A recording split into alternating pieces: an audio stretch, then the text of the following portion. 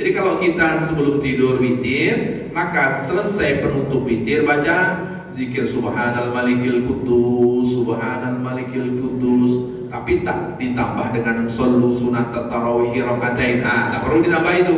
Itu hanya di bulan Ramadan saja. Tapi subhanal malikil kudus bacalah kalau kita selesai sholat witir. Baik sholat witir itu kita laksanakan sebelum tidur, atau sholat witir itu kita laksanakan saat kita sudah bangun tidur selesai melaksanakan sholat sunat tahajud. Bismillahirrahmanirrahim. Lalu kemudian as-sunnah liman autara bisalasi rakaatin ayat fil ula ba'dal fatihah. Untuk orang yang melaksanakan sholat witir. Sholat witir kapan yang dimaksud? Sholat witir sebelum tidur. Jadi kan ada orang yang membiasakan diri untuk sholat witir sebelum tidur. Maka ada sebagian jamaah yang selesai sholat ba'diyah isya, dia sholat 3 rakaat. Itu bukan sholat maghrib, yang dimaksud adalah sholat witir. Tapi mungkin ada juga yang mengganti sholat maghrib, tak tahu saya kan. Karena mengganti sholat di dalam imam 4 mazhab itu mesti. Mengganti sholat itu mesti. Kalau ada yang mengatakan mengganti sholat itu tidak mesti, itu perkataan Imam Ibnu Taimiyah. Ibnu Taimiyah satu orang dan dia jauh di bawah 4 mazhab. Maka sholat itu mesti kita ganti kalau kemudian kita tinggalkan. Dan ketika kita melaksanakan sholat witir sebelum tidur, kan ada sholat witir selesai tahajud, ada sholat witir sebelum tidur. Tapi mesti kita pilih satu. La witroni fi lailin wahidin, tidak ada 2 witir dalam satu malam. Maka kita mau pilih selesai sholat tahajud atau sebelum tidur. Apalagi ketika kita dalam keadaan letih, seyogyanya witir kita laksanakan sebelum tidur. Karena kalau kita laksanakan selesai tahajud, jarang bangun nih kalau letih nih Bapak Ibu. Tapi biasanya orang-orang sepuh nih rajin bangun, betul Pak? Oh Pak? Insya Allah. Biasanya orang-orang sepuh nih rajin bangun. Saya ingat dahulu ketika menikah. Orang menikah ini kan Bapak Ibu malas bangun subuh. Dulu gitu juga Bapak Ibu. Halo Bapak Ibu, jangankan subuh, sampai zuhur pun tak bangun Pak Ustaz. Biasa. Maka ada sahabat Rasulullah SAW namanya Hanzalah. Hanzalah ini pengantin baru Bapak Ibu. Sebelum masuk waktu subuh ada seruan untuk berperang. Saking antusiasnya untuk jihad di jalan Allah, tak sempat mandi wajib Bapak Ibu. Meninggal di medan perang. Kata Rasulullah, Hanzalah sudah dimandikan oleh para malaikat. Ini bahwa kadang Bapak Ibu, Hanzalah meskipun dia sedang honeymoon, tapi tidak lupa dengan seruan jihad. Nah, kita sedang honeymoon, seruan azan pun kadang lupa kita. Hayya 'alas shalah. Bapak Ibu masih ingat waktu honeymoon kemarin? Maka kalau lupa ulang Bapak Ibu. Nah, mau pergi kemana lah terserah lah Bapak Ibu. Nah, mumpung dah tak direpotkan lagi dengan cucu, tak direpotkan lagi dengan anak-anak, sekali lah pergi kemana gitu kan. Tapi jangan tak sholat. Nah, sholat tetap dilaksanakan. Jadi jangan sampai seruan sholat itu melupakan kebahagiaan saat kita bersama dengan istri kita, dengan suami kita. Sampai mana tadi cerita?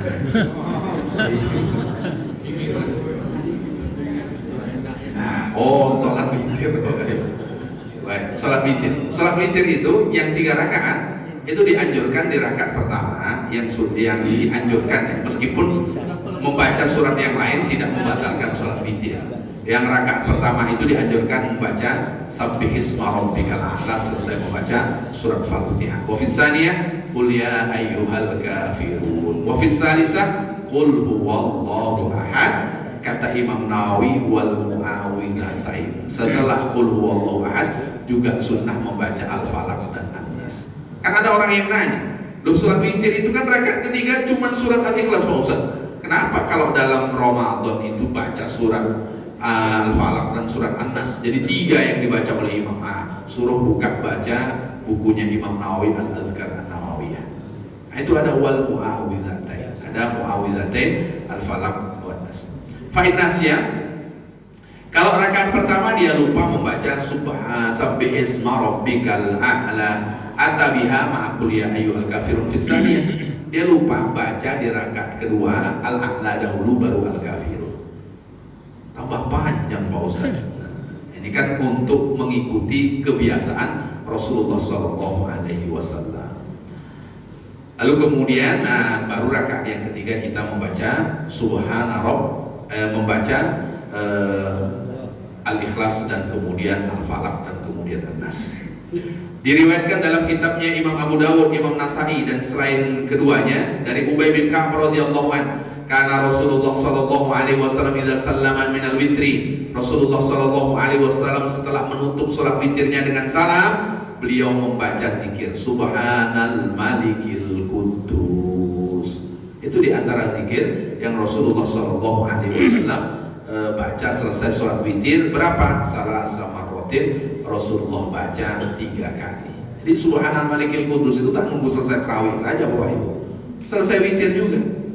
Harus di Ramadan Pak Ustaz? Ya enggak, itu kan tasbih. Jadi kalau kita sebelum tidur witir, maka selesai penutup witir baca zikir Subhanal Malikil Quddus, Subhanal Malikil Quddus. Tapi tak ditambah dengan shollu sunat tarawih rakaatain. Tak perlu ditambah itu. Itu hanya di bulan Ramadan saja. Tapi Subhanal Malikil Quddus bacalah kalau kita selesai sholat witir. Baik sholat witir itu kita laksanakan sebelum tidur, atau sholat witir itu kita laksanakan saat kita sudah bangun tidur selesai melaksanakan sholat sunat tahajud.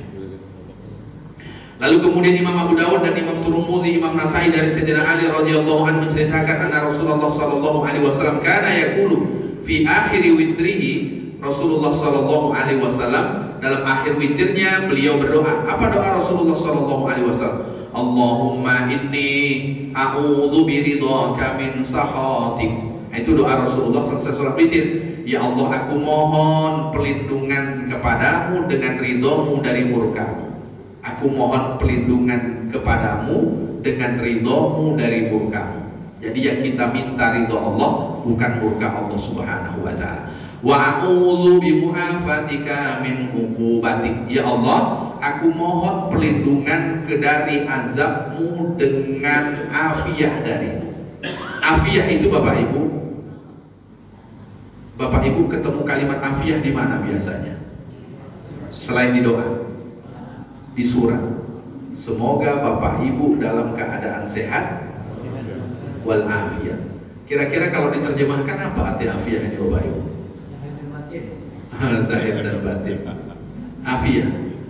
Afiyah ini diantara kalimat yang tak ketemu padanan dalam bahasa Indonesia, sehingga diserap dari bahasa Arab menjadi bahasa Indonesia.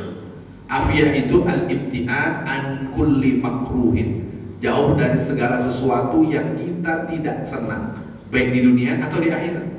Di akhirat itu yang tidak senang kapan? Kalau orang bersama dengan azab Allah, itu tak akan senang. Makanya memohon perlindungan kepada Allah dari azabnya dengan mu'afah, dengan afiat yang Allah subhanahu wa ta'ala berikan. Jadi kalau kita minta afiat, tidak hanya di dunia, tapi di dunia dan di akhirat. Maka di antara zikir yang sudah kita baca sebelumnya itu, ketika salam belum dibaca oleh imam dan kemudian kita sudah selesai membaca tahiyat akhir, tasyahud akhir, selesai juga memohon perlindungan kepada Allah dari padahal imam belum salam, maka jangan melamun. Ya agaknya masa apa enaknya nanti selesai sholatnya. Jangan melamun, tapi banyaklah berdoa. Satu di antaranya, Allahumma inni as'alukal afwa wal afiyah. Ada riwayat yang lain fid dunya wal akhirah, minta afiyah di dunia, minta afiyah di akhirat. Wa a'udzu bika minka la uhsi sana'an 'alaika anta kama afnaita 'ala nafsik. Lalu kemudian aku mohon perlindungan kepadamu ya Allah dengan memuji, dan pujianmu itu tidak terbatas sebagaimana engkau memuji dirimu sendiri. Dan pujian bagi Allah itu kan tidak terbatas. Sebagaimana Allah memuji dirinya sendiri, banyak di dalam Al-Quran Allah subhanahu wa ta'ala memuji dirinya sendiri. Maka kalau kita membaca pujian Bapak Ibu, pujian itu kan ada 4. Ini dah masuk waktu Bapak Ibu? Belum. Pujian itu ada 4. Yang pertama, khodim ala khodim, Allah memuji dirinya sendiri. Allah memuji dirinya sendiri itu kan banyak. Aku maha pemaaf, kata Allah. Aku maha pengampun. Ini kan banyak. Allah memuji dirinya sendiri.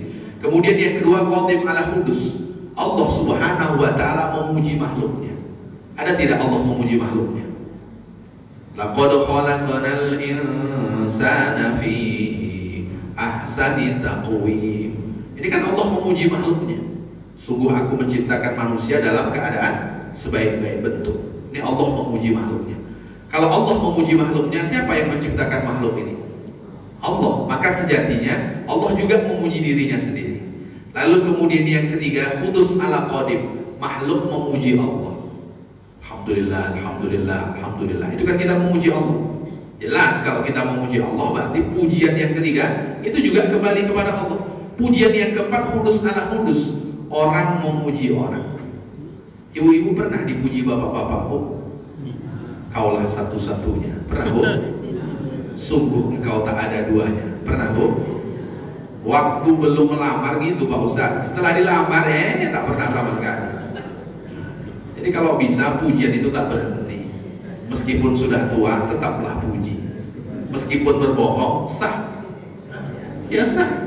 Jadi kata Rasulullah SAW, berbohong itu boleh di 3 tempat. Yang pertama, indal harbi, saat berperang. Bukan berperang rumah tangga Bapak Ibu ya. Ini berperang dalam dunia nyata, itu boleh kita berbohong. Maka perang itu ada namanya siasah. Siasah itu apa ya? Tipu muslihat. Kalau perang jujur habislah. Saya di sini tinggal di bom, habis kita. Maka perang itu siasah. Kedua, kapan boleh kita berbohong? Fisulhi bainal khasmain, mendamaikan 2 orang yang sedang bertikai. Dengan cara jujur tak damai-damai. Dengan cara berbohong, asalkan 2 orang yang bertikai ini damai, boleh. Ketiga, fil madhi bainaz zaujain, boleh berbohong memuji pasangan halalnya. Memuji ini kan sering tak sesuai dengan realita. Betul Bapak Ibu? Halo Bapak Ibu. Memuji ini kan sering tak sesuai dengan realita. Kau ibarat bulan, di mana letak samanya dengan bulan? Ya kadang juga marah-marah kan? Nah, berarti memuji itu sering tidak sesuai dengan realita, tapi itu boleh. Boleh. Maka kalau ingin berbohong, berbohonglah dengan istri, berbohonglah dengan suami di dalam memuji. Abang nih kalau saya tengok macam sarukan Bang. Nah, kalau dari 800 kilo Bang, yang 800 kilo itu tak usah diteruskan. Nah itu sah, boleh. Memuji itu boleh. Maka Bapak Ibu yang dimuliakan oleh Allah Subhanahu wa ta'ala, ketika makhluk memuji makhluk yang lainnya, sejatinya dia sedang memuji Allah. Kenapa? Karena yang menciptakan makhluk yang dia puji adalah Allah Subhanahu wa ta'ala. Maka semua puji itu sejatinya untuk Allah Subhanahu wa ta'ala, tidak untuk makhluk Allah Subhanahu wa ta'ala. Itulah kenapa kita dianjurkan untuk banyak memuji. Karena di antara sebutan Rasulullah, afdalul ibadi yaumal qiyamatil hammadun, hamba Allah yang paling mulia di akhirat nanti adalah hamba yang dahulu di dunia dia banyak memuji Allah. Maka beruntunglah orang-orang yang banyak bertahmid, karena nanti dia menjadi makhluk yang paling mulia di sisi Allah Subhanahu wa ta'ala kelak di hari kiamat. Itu yang saya bacakan pagi hari ini Bapak Ibu. Kalau ada yang ingin didiskusikan dipersilahkan.